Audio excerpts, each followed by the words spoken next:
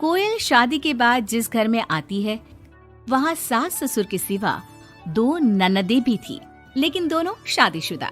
कोयल ने सोच लिया था कि वो इस घर को जीत कर रहेगी, लेकिन होता कुछ और है। यार, ये कोयल कैसी लगी तुझे? ठीक ही है, बस माँ एडजस्ट कर ले इसके साथ। हम दोनों तो वैसे ही शादीशुदा हैं। चलना, कल घर चलते हैं, देखते हैं क्या करती है वो सारा दिन घर पर। ठीक है दीदी, मैं कल आ जाऊंगी।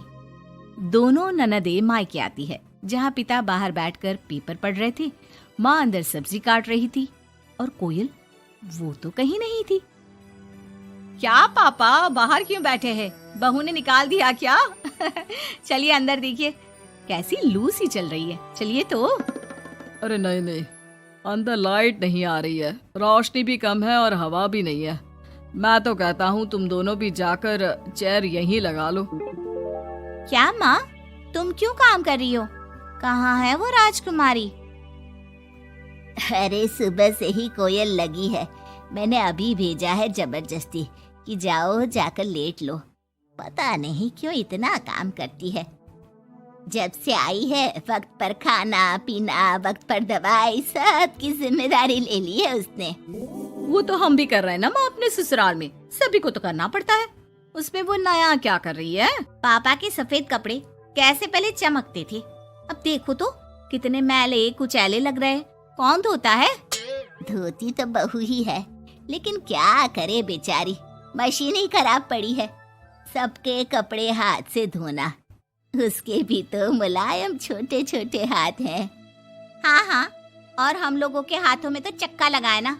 अरे बस भी करो माँ। दोनों बहनें माँ बाप को काफी भड़काने की कोशिश करती, लेकिन कोई फायदा नहीं होता। पर कहते हैं ना, बेटी तो बेटी होती है उन लोगों के जाने के बाद। क्या बात है माँ जी, कोई आया था क्या? हाँ, वो तेरी दोनों ननदें आई थी। अरे तुम मुझे उठाया क्यों नहीं माँ? मैं भी मिल लेती ना दोनों दीदियों से। अरे ना बेटा, तभी तो तू सोने गई थी। मैंने उन लोगों को खाना बनाकर खिला दिया, चिंता ना कर। कोयल को सास की बात अच्छी लगती है। वो अंदर जाने लगती है कि सास उसे टोक देती है। बेटा, वो तेरे ससुर जी के कपड़े काफी मैले कुचैले लगते हैं, थोड़ा ठीक से धोया कर। हाँ जी माँ जी। कोयल सास को कुछ नहीं कहती, लेकिन रात में जब पति आता है तो कोयल उससे कहती है, सुनिए, पापा के घर के पहनने वाले कपड़े काफी पुराने हो गए हैं। मैंने कई बार उसे धोया, लेकिन उनमें चमक ही नहीं आती। अगर आप कुछ पैसे देते तो मैं पापा के लिए घर पहनने के लिए नए कपड़े लेकर आऊं। हाँ हाँ कोयल, क्यों नहीं, जरूर। अगले दिन कोयल खाना बनाकर बैठी ही होती है कि छोटी ननद आ जाती है। अरे नमस्ते दीदी, कैसी हैं? आइए बैठिए, मैं आपके लिए नींबू पानी बनाती हूँ। आपको अच्छा लगता है ना? वो माँ कहाँ है? कोयल को अजीब सा लगता है कि ननद ने उसे पूछा तक नहीं, ना ही नमस्ते किया। सामने से माँ आती है। माँ, वो मैं बाजार जा रही थी तो सोचा आपसे मिलती चलूं।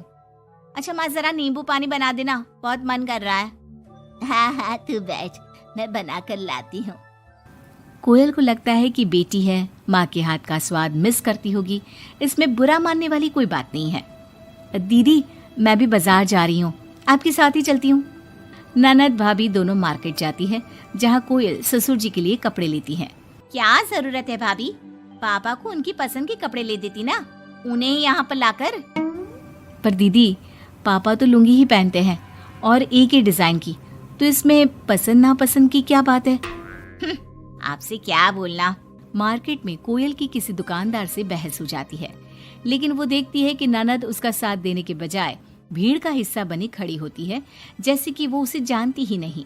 कोयल घर आती है। अरे बेटा, क्या जरूरत थी नए कपड़ों की? पापा, मैंने ना आपके कपड़े धोने की काफी कोशिश की, लेकिन वो पुराने हो गए थे ना, इसलिए ऐसे मैले से लग रहे थे। सास भी समझ जाती है कि कोयल ने कपड़े धोने में मेहनत तो की ही होगी। एक रोज फिर दोनों ननदें आती है। कोयल अब दोनों ननदों को मनाने के लिए कोई ना कोई तरकीब निकालती है। ये साड़ी दीदी को दे देती हूँ, मेरी नई साड़ी है, कम से कम साड़ी देखकर खुश हो जाएंगी। दीदी, ये साड़ी आप ले लीजिए।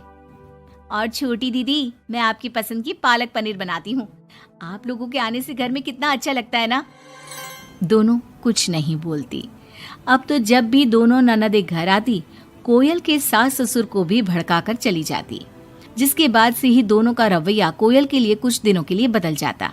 पता है कोयल, मेरी छोटी बेटी सास को घर में एक काम करने नहीं देती, सारा दिन बिठा के खिलाती है।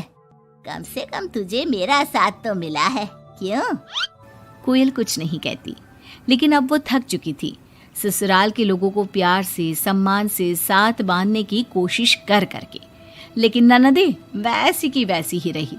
अब कोयल ने सोच लिया कि वो ननदों से बात करेगी।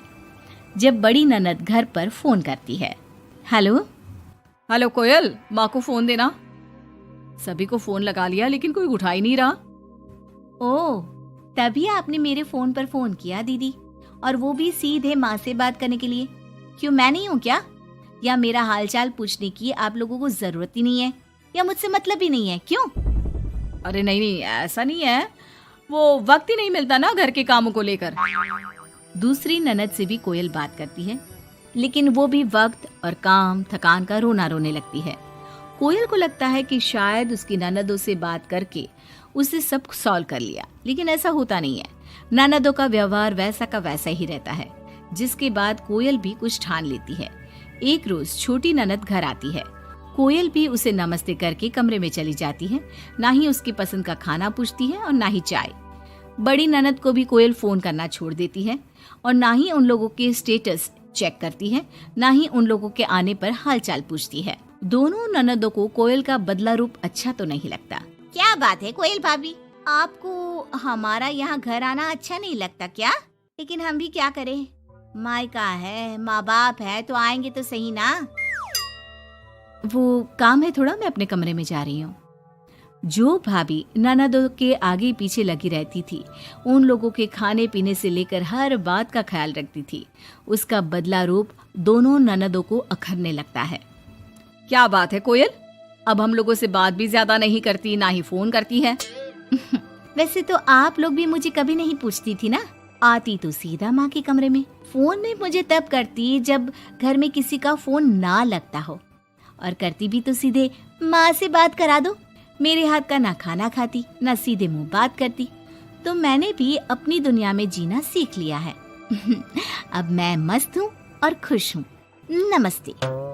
ये बोलकर कोयल वहां से चली जाती है अपनी दुनिया में।